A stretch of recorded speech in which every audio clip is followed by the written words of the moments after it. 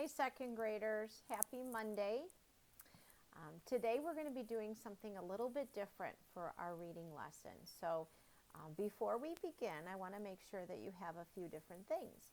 So for today's lesson, you're going to need a learning notebook or a sheet of paper. You're going to need a pencil, and then you're going to need your brain. So if you don't have those things, stop the video, pause the video, go get those things, and then come back and join me, okay? All right. So this week we are going to be learning about the main idea of a text. And every day this week we're going to be reading some different stories and we're going to be practicing this skill. Today I'm going to be practicing this skill with you with a book that we read last week, How Animal Babies Stay Safe.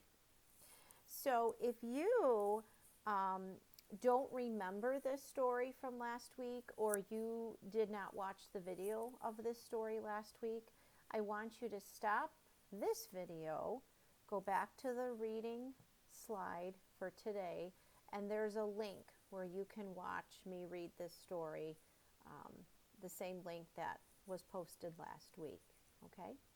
But if you did hear this story and you remember this story, then I think we are ready to begin our lesson, okay? So, boys and girls, it's an important comprehension skill to be able to understand what the main idea of a text is. And this is important whether you're reading fiction or nonfiction. But this week we're going to be practicing it by reading nonfiction. And we're going to continue reading books in our life cycle unit. Boys and girls, it's important when you're reading that you understand what the main idea of the text is. You need to be able to think and answer, what is the main thing that the author is trying to teach me in this text? And so, main idea is just that, what the text is about. What is the most important thing that the author wants me to know? We're also going to be practicing identifying details. Details are the evidence that support the main idea. So, what is the main idea of the text? How do we know? Those are the details, okay? And so, we're going to go ahead and practice this with the book, How Animals Stay Safe. And I want you to think back to this book, this text, and I want you to think about what was the main idea that we learned last week when we read this. Boys and girls, the title will usually give you a really good clue of what the main idea is, and that's certainly the case today. So I want you to think, what was the main thing that we learned by reading this book? The main idea. What did we learn about animals? Okay, so at this point, I want you to pause this video, and on your paper or in your notebook, I want you to write down what you think the main idea of this story was. And your sentence can start with something like this: the main idea of this book was or is. Okay, so please go ahead, pause the video, and write down what you think the main idea of this text is. Okay, so you would be correct if you wrote down something like, I think the main idea of this book is that different animals care for their babies in different ways. Or you would be correct if you wrote down, I think the main idea of this book is that different animals care for their animal babies in different ways to keep them safe. Any of those kinds of sentences would be a good main idea for that text, okay? That's what this book is all about. Now, how do we know that? Those are the details. So we're going to take a quick look at this book, and I want you to be thinking about the details that support that main idea, okay? So the book started out telling us that some animals are born knowing what to do. They can take care of themselves, they know what to do. And that is called instinct, okay? But then there's other animals that don't know what to do when they're born, and they are helpless. Humans are born helpless, puppies, mice. Those are all animals that are born helpless, and we depend on our parents to keep us safe. So one of the ways that animal parents keep their babies safe is by building a home. And remember, we read about wolves and bears and how they will build these intricate tunnels underground, and they even have little rooms, right, to keep their babies safe. Some animals will build a nest to keep their animals safe, right? Birds do that. Then we read about how different animals move their babies or carry their babies to keep them safe, right? Some animals will carry their babies in their mouths. Some animals kind of make a train behind their mother. Those are the shrews that we read about. I think we all remember the alligator, right? The alligator carries their babies in their mouth. And of course, we know that kangaroos carry their joeys in their pouch. So animals carry their babies in different ways to keep them safe. Then our book went on to tell us that each kind of animal has different ways to alert their babies that danger is near. Some of them will make a noise. Some of them will use emotion.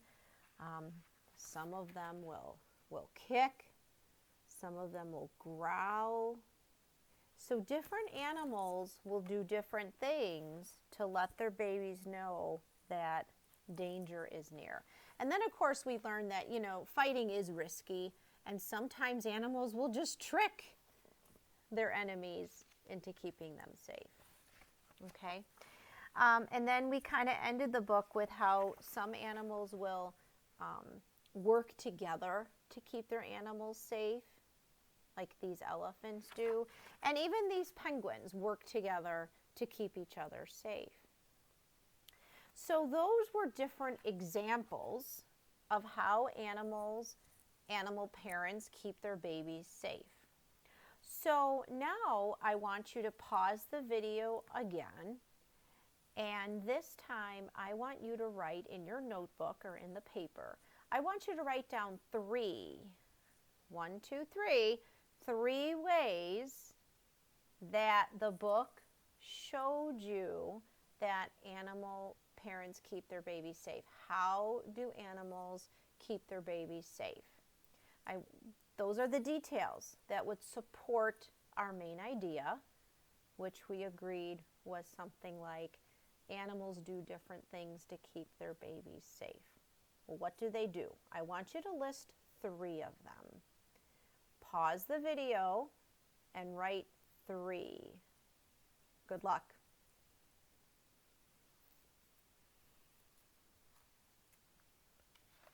Okay, so here we go.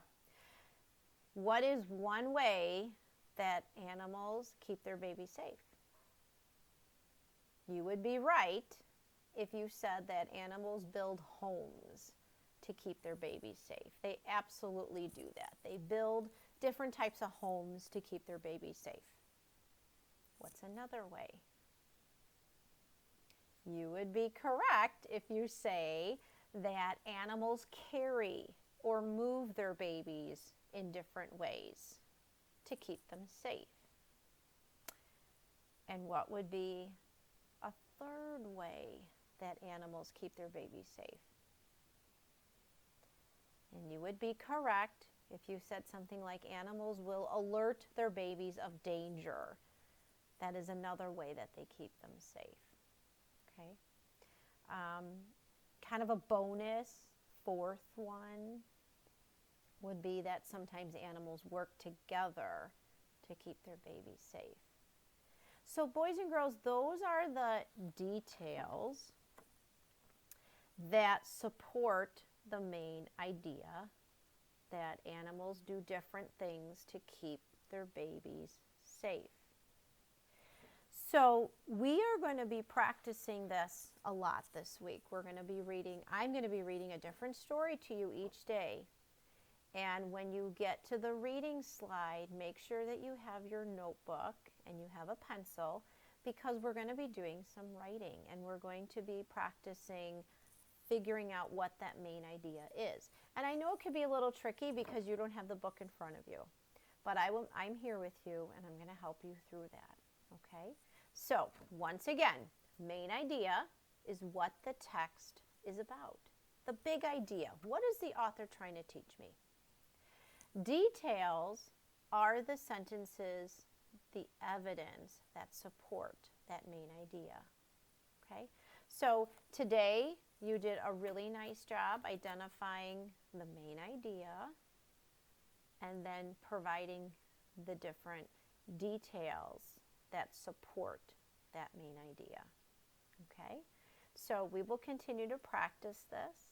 This is your reading lesson for today.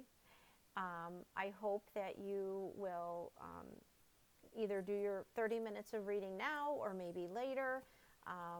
Don't forget, I station twice a week. Doesn't matter what days, but try to do it twice a week. And then on other days, you can read your choice of things, okay? So thank you for working and paying good attention to this video today. All right? Have a great rest of your day. Bye-bye.